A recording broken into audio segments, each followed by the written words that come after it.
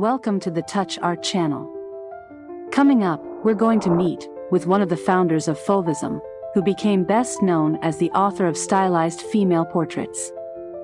Many of his paintings you have already met, and now it's time to learn more about the history of their author. Kees van Dongen, whose real name was Cornelis Theodor Maria van Dongen, was born on January 26, 1877, in Delfshaven, a suburb of Rotterdam. He became one of the most influential artists of the early 20th century, joining the artistic avant-garde as one of the founders of Fauvism. His work, full of bright colors, expressive lines, and strong emotions, marks a revolutionary approach to painting that rejects traditional canons for the sake of experimentation. Van Dongen became famous as a master of depicting beautiful women, who became the central figures in his paintings. Dongen gained a reputation for his sensual, sometimes flashy portraits, especially of women. He not only painted, but also illustrated books, created satirical drawings, conveying the pulsating energy of his time. Kees van Dongen's main contribution was his bold use of color in his depiction of contemporary subjects, from circus performers to beauties from high society. His works combined exoticism, eroticism, and intellectual rebellion against outdated artistic norms. Thanks to this, his name has forever gone down in the history of world art. I thank everyone who is watching the video and invite you to subscribe to the channel and join our community. Kees van Dongen was born into a wealthy middle-class family. He was the second of 4 children. His father worked in shipbuilding, which provided the family with a stable life, but Kees was drawn to art from an early age. His childhood was spent in a city with a rich port history, and the atmosphere of Rotterdam, with its industrial power and multicultural influence, could not but influence the future artist. At the age of 15, in 1892, Kees entered the Royal Academy of Fine Arts in Rotterdam, where he studied until 1897. At this time, his style began to take shape under the influence of anarchist ideas and social issues. Even then he was not indifferent to social injustice, creating illustrations for the works of Theodor. His sketches often depicted scenes from the lives of ordinary people and the streets, including the red light district. In 1895, while still a student, he illustrated the Dutch edition of Kropotkin's book Anarchy, which showed his sympathy for the ideals of freedom and social equality. These motives accompanied him throughout his life and influenced his artistic pursuits. At the Academy, he met Auguste Pradinger, a fellow artist. In 1897, Van Dongen lived for several months in Paris, where there was a large expatriate community. In 1899, Kees van Dongen made a fateful decision. He moved to Paris, a city that was already the center of world culture and art. Paris at that time was not just the capital of France, it was a real magnet for creative people who were looking for new ways to express themselves. Van Dongen was no exception. "Paris attracted me like a lighthouse," the artist later said, recalling his first steps in this city. After moving to Paris, he settled in the Montmartre district, known for its bohemian life. It was here that the paths of artists, poets, musicians, and revolutionaries who sought to break the old rules and create something new converged. Among them were such prominent figures as Pablo Picasso, Henri Matisse, André Derain, Maurice de Vlaminck, and others. Communicating with representatives of avant-garde art, Van Dongen quickly became part of this community of innovators. Through his acquaintance with artists such as Matisse and Derain, Van Dongen discovered bold color experiments and expressiveness, which later developed into Fauvism, a new movement defined by extremely bright, almost screaming colors and a departure from a realistic reflection of the world. Paris became an ideal environment for Van Dongen's development, where everyone could test their ideas without fear of being misunderstood. In addition, Van Dongen began to actively exhibit his works in Parisian salons and galleries. Exhibitions where his canvases hung next to those of Matisse and Derain became the impetus for his rapid rise to fame. The year 1905 was especially important, when Van Dongen took part in the famous Autumn Salon, Salon d'Automne. There, his works, along with those of other artists such as Matisse, made a splash. Bright colors, expressive shapes and bold stylization made the French critic Louis Vauxelles compare these artists to wild beasts, French, les fauves, which gave the name to the Fauvist movement.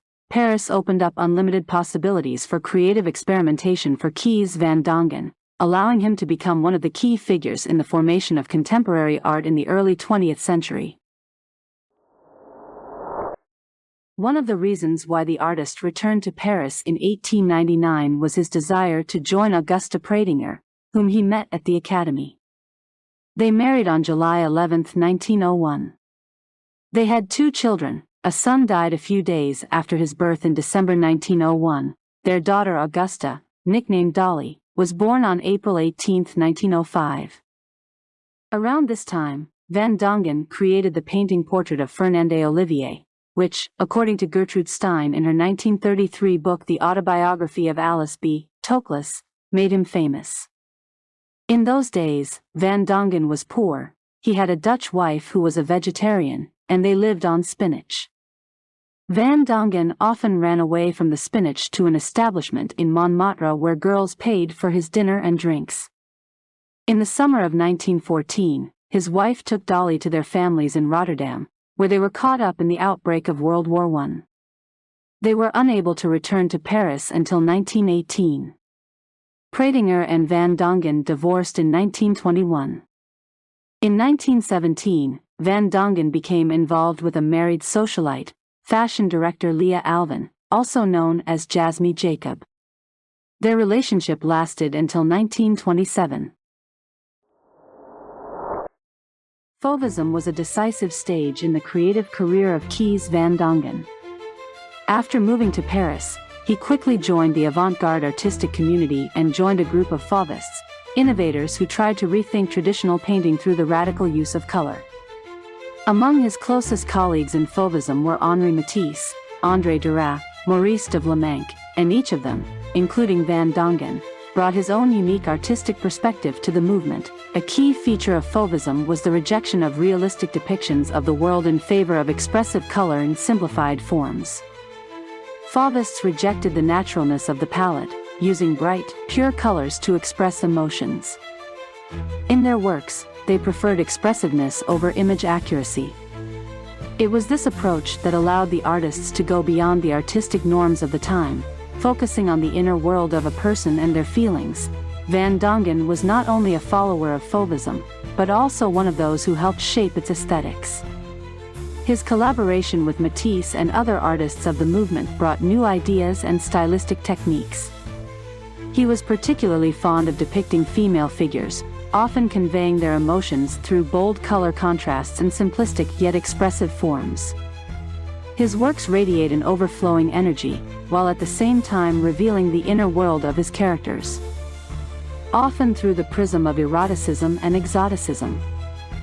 One of Van Dongen's most famous works, which defined him as a key representative of Fauvism, is Woman with Guitar.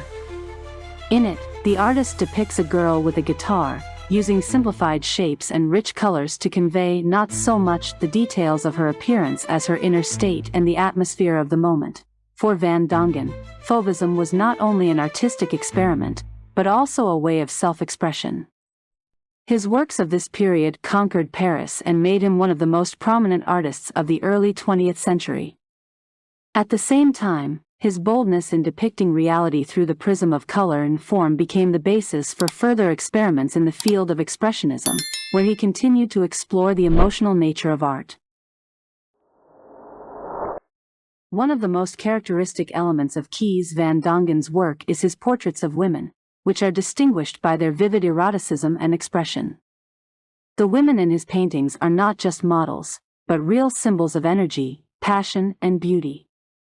He did not create idealized images, but rather lively figures full of emotion, often depicting women in the context of modern society, dancers, artists, and high society fashionistas. Van Dongen masterfully combined exoticism and frankness in his works, which gives his portraits a special magnetic power. The women in Van Dongen's paintings are not only depictions of bodily beauty, but also a bold challenge to the social norms of the time. His works convey femininity not only through the figure, but also through bright colors that emphasize the emotionality of the characters. The modern society that Van Dongen depicted was fascinated by the new era of fashion, theater, circus performances, and dance. Dancers often appear on his canvases, depicted in bright costumes, their movements emphasized by expressive strokes. He also enjoyed painting women in luxurious dresses that reflected the latest fashion trends of the time.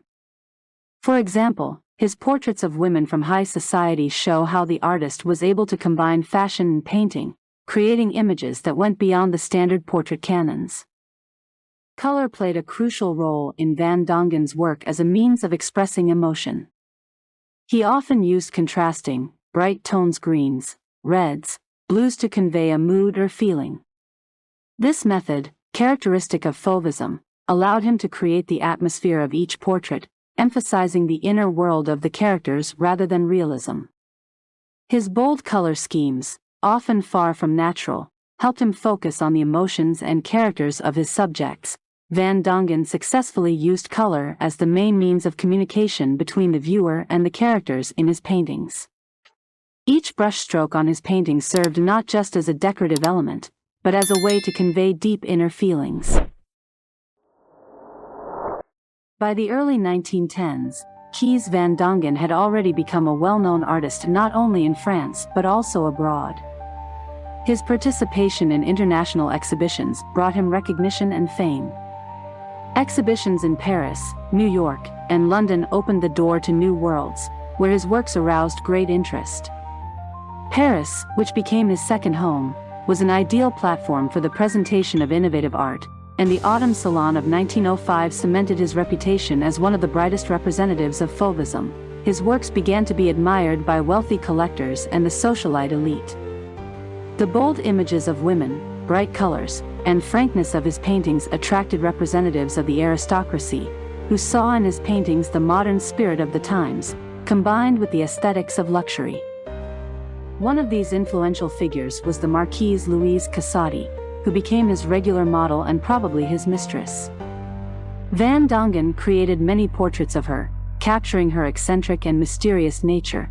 Through his friendships with famous designers such as Paul Poiret, he strengthened his position in secular society.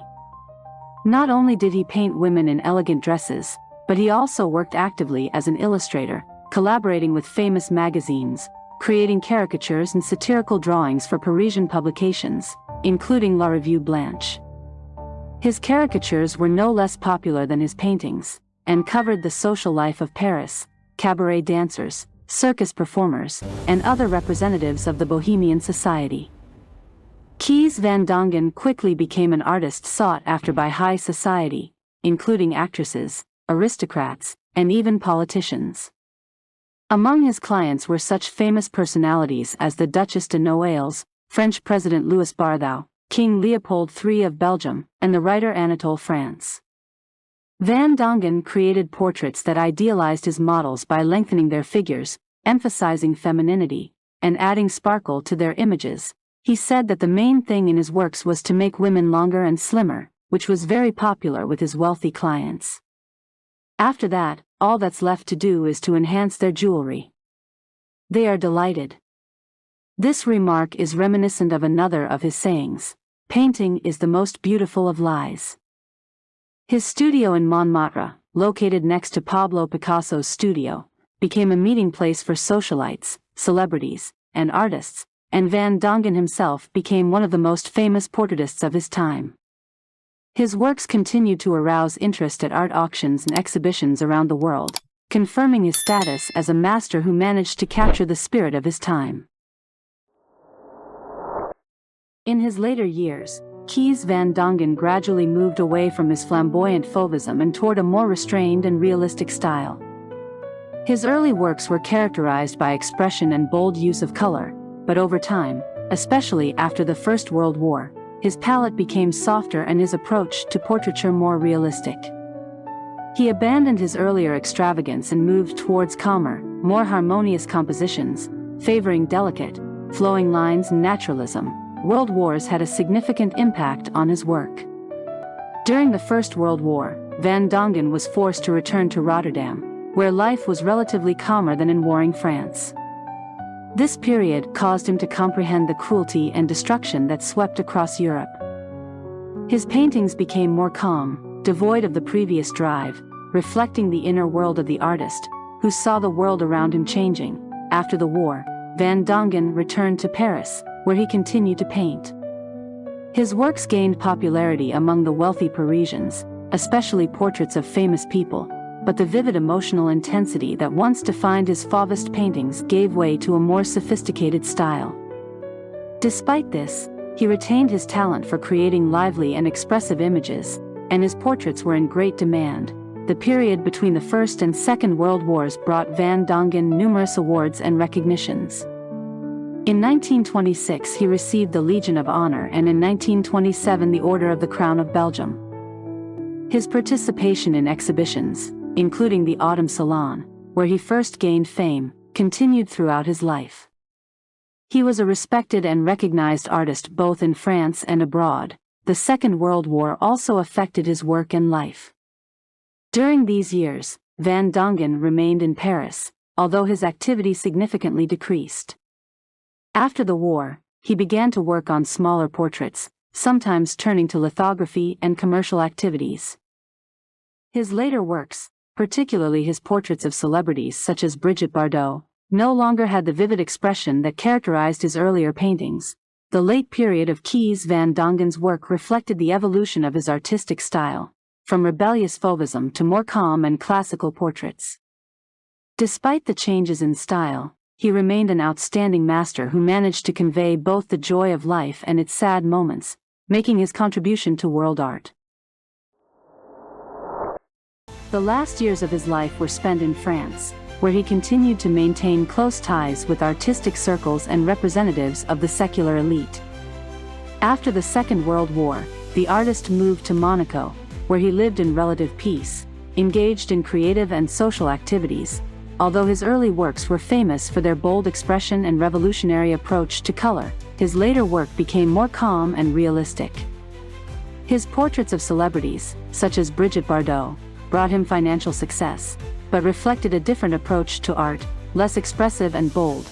Kees van Dongen died on May 28, 1968 in Monte Carlo, having lived to be 91 years old.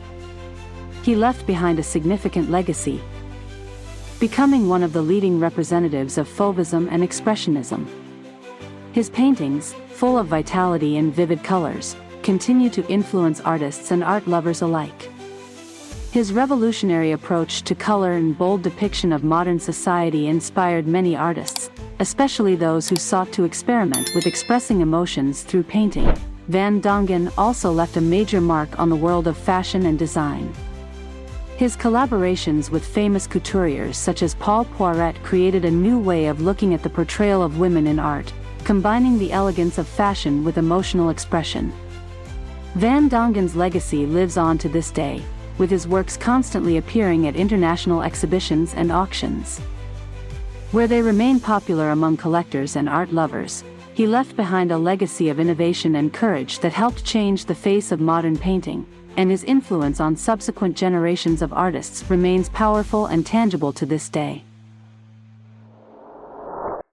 Kees van Dongen was one of the key figures in the development of 20th century art. As one of the founders of Fauvism, he played an important role in shaping a new vision of painting that changed the classical concepts of color, shape, and composition. His bold use of bright, expressive colors and his unusual approach to the depiction of female beauty made his work innovative for the time.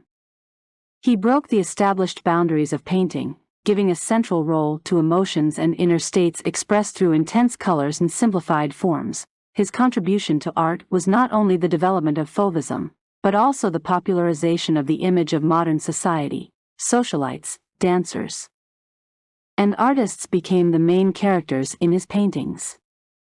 Thanks to this, Van Dongen was able to convey the spirit of his time, which was turbulent, dynamic, full of social change and new ideals of beauty. At the same time, his works retain a universal character, which makes them relevant today. In the context of contemporary art, it is difficult to overestimate the importance of his work. Van Dongen influenced the development of Expressionism and paved the way for further experiments in abstraction and modernism. His innovative solutions in the depiction of color and form continue to inspire contemporary artists, and his works remain a symbol of artistic freedom and courage.